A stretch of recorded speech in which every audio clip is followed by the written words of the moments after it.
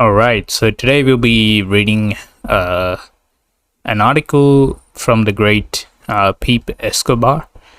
From the Black Sea to the East Mediterranean, don't poke the Russian bear. So this article includes some speculation, and it's of course about the Ukraine war, and it's been all over the news lately. Funny how like you don't get this much coverage of U.S. wars in West Asia, but you do get so much coverage of Russian war in Europe. I wonder why that is the case. Surely it doesn't have anything to do with skin color or anything, right? But yeah, moving on. It's been all over the news. It's been like the biggest news. Everybody's pretty much talking about it, and pretty much all of the West is against Russia on this. So this article on the Cradle, right? And it speculates a bit, but I think this speculation is grounded in reality. So the US shouldn't have poked the Russian bear. Now it is fully awake after Ukraine. The Russians are likely to do a clean sweep of foreign belligerents poking around the East Med and the Black Sea. And you got Putin there. And so Russia endured 8 years of NATO provocations in Ukraine before it roared. Now it will clean house in West Asia and beyond. So I'm not really sure Russia will really go around. It would really go any further than Ukraine, to be honest. But we'll see. You never know. This is what happens when a bunch of ragged hyenas, jackals, and tiny rodents poke the bear. A new geopolitical order is born at a breathtaking speed. From a dramatic meeting of the Russian Security Council to a UN history lesson delivered by Russian President Vladimir Putin and the subsequent birth of the baby twins, so that's referring to the People's Republic of Donetsk and Luhansk. I don't know how to pronounce those. All the way to the breakaway republics appeal to Putin to intervene militarily to expel the NATO-backed Ukrainian bombing and shelling forces from Donbass. It was a seamless process executed at warp speed. So I'm pretty sure he'll get into this, what's happening in those two republics over the years. But it wasn't very nice, basically. So Ukraine is a fascist regime, of course. And they act exactly as you would expect a fascist regime to act. So the nuclear straw that nearly broke the bear's back and forced it to pounce was comedian Ukrainian President Volodymyr Zelensky, back from the Russophobia-drenched Munich Security Conference, where he is hailed like a messiah, saying that the '94 Budapest Memorandum should be revised and Ukraine should be nuclear beyond. So you can understand why Russia was...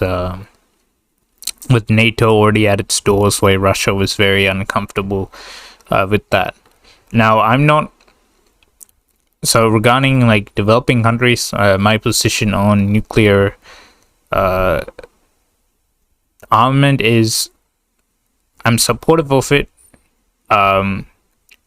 if they're enemies of the US or they're against the US or whatever, and they want to secure independence like North Korea, and I think this is one of those few policies. I'm not aware of any other where I disagree with China on denuclearization, and I'd only agree to denuclearization if the US is denuclearized, and we know that's not going to happen. So I think as a defense, the countries either in Africa or Asia or South America or whatever, they should be allowed to be nuclear armed. So that would be the equivalent of a nuclear Mexico south of the hegemon. Putin immediately turned responsibility to protect Upside Down, an American construct invented to launch wars, was retrofitted to stop a slow-motion genocide in Donbass. First came the recognition of the baby twins, Putin's most important foreign policy decision since inserting Russian jets into Syria's airspace in 2015. That was the preamble for the next game changer. A special military operation aimed at demilitarization and denazification of Ukraine, as Putin defined it. So, my only criticism of Russia regarding this is that why didn't you do it earlier? It's been happening for 8 years, a slow genocide. And I feel like the first signs that something like this was happening, they should intervene immediately. Up to the last minute, the Kremlin was trying to rely on diplomacy, explaining to Kiev the necessary imperatives to prevent heavy metal thunder, recognition of Crimea as Russian, abandoning any plans to join NATO, negotiating directly with the baby twins, and anathema for the Americans since 2015. Finally, militarizing and declaring Ukraine as neutral. Demilitarizing, sorry. Kiev's handlers predictably would never accept the package, as they didn't accept the master package that really matters, which is the Russian demand for indivisible security. The Suikins then became inevitable. In a flash, all Ukrainian military forces between the so-called line of contact and the original borders of Donetsk and Luhansk oblasts were reframed as an occupying army in Russian allied territories that Moscow had just sworn to protect. Get out or else. The Kremlin and the Russian Ministry of Defense were not bluffing. Time to the end of Putin's speech announcing the operation, the Russians decapitated with precision missiles everything that mattered in terms of the Ukrainian military in just 1 hour. Air Force, Navy, airfields, bridges, command and control centers. The whole Turkish Bayraktar drone fleet. So we had this, of course, in Western propaganda, they made it appear as if only civilians and civilian infrastructure was being attacked. And it was not only Russian raw power, it was the Donetsk People's Republic artillery that hit the armed forces of Ukraine headquarters in Donbass, which actually housed the entire Ukrainian military command. This means that the Ukrainian general staff instantly lost control of all its troops. This was shock and awe against Iraq 19 years ago in West. Not for conquest, not as a prelude for an invasion and occupation. The political military leadership in Kiev did not even have time to declare war. They froze. Demoralized troops started deserting. Total defeat in 1 hour.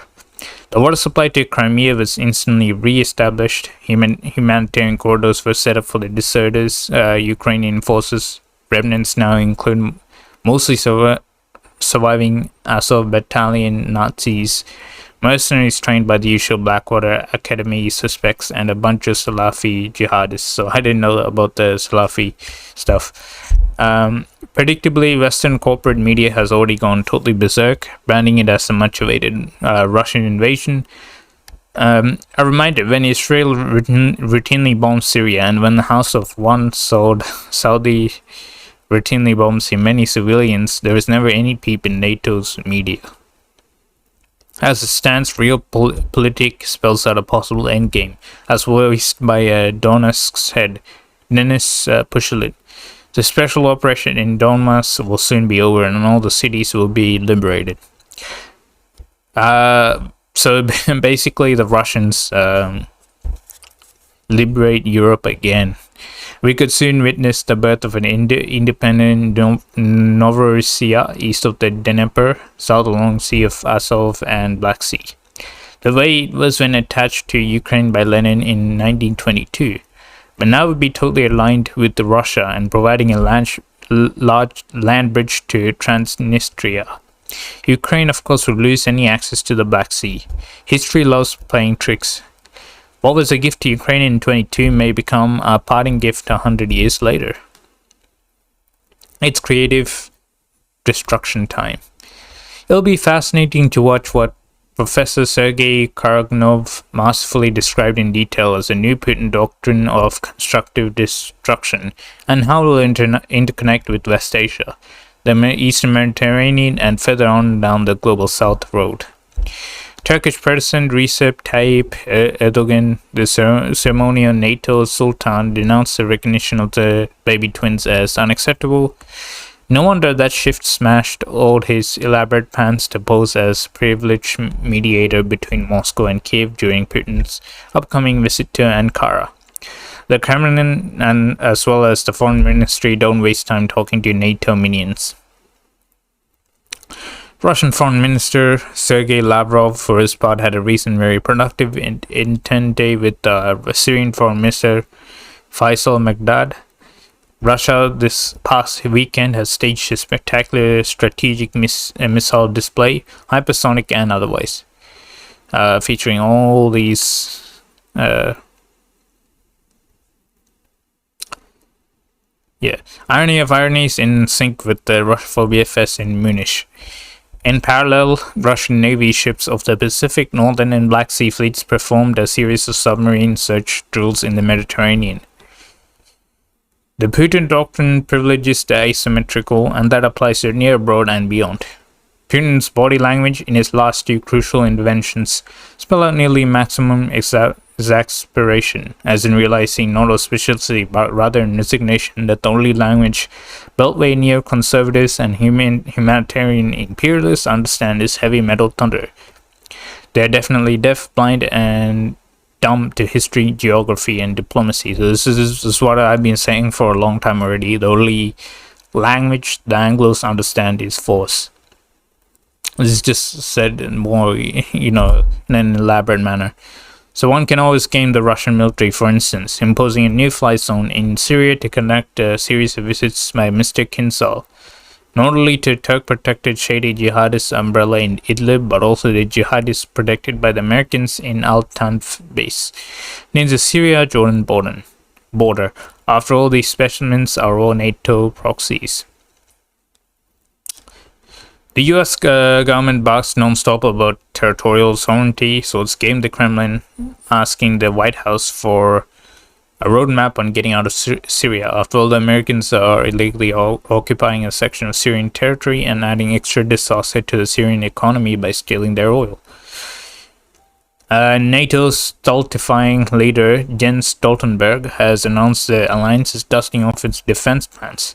This may include little more than hiding behind their expensive Brussels desks.